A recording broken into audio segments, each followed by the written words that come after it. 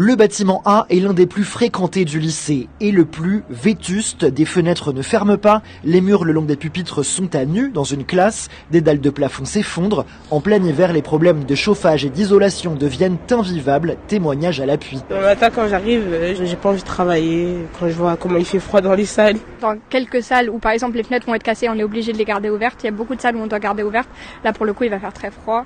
Devoir être là de 8h à 17h sans chauffage et sans endroit pour se réchauffer, c'est surtout très compliqué. Le thermomètre descend à 7 degrés dans un gymnase, 14 degrés dans une salle de classe. Et quand nous nous rendons sur les lieux, une nouvelle panne de courant affecte le lycée. Je suis en première, ce matin on a fait cours, il n'y avait pas d'électricité. On a fait cours dans le noir, c'est vraiment pitoyable. Comment tu vois ton cahier ? On le voit pas, on écrit, on essaye de mettre le flash avec le téléphone. Ça fait déjà 10 fois depuis début novembre.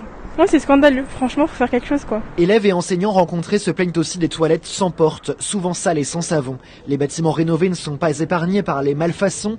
Les enseignants ont alerté à plusieurs reprises la direction et la région Île-de-France et se sentent démunis. Ils ont décidé de prendre la parole. Je suis Marie Siassia et j'enseigne l'histoire et la géographie.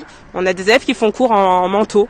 Et maintenant, je ne leur demande plus de l'enlever. C'est épuisant. Moi, je suis Delphine Ranciac, je suis documentaliste. Ce bâtiment ainsi que le gymnase ne sont pas du tout prévus dans le plan de rénovation du lycée. On n'a aucune perspective d'amélioration.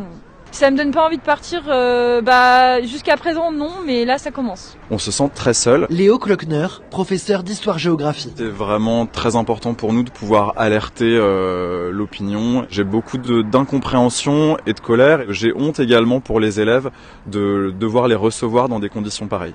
Il y a un pourcentage énorme d'élèves boursiers. Du coup, c'est encore plus honteux que ces élèves-là, qui devraient bénéficier en fait d'encore plus de moyens supplémentaires, sont parmi les élèves à qui on donne le moins en fait. La région Île-de-France, responsable des travaux que nous avons sollicités, n'a pas répondu à nos questions.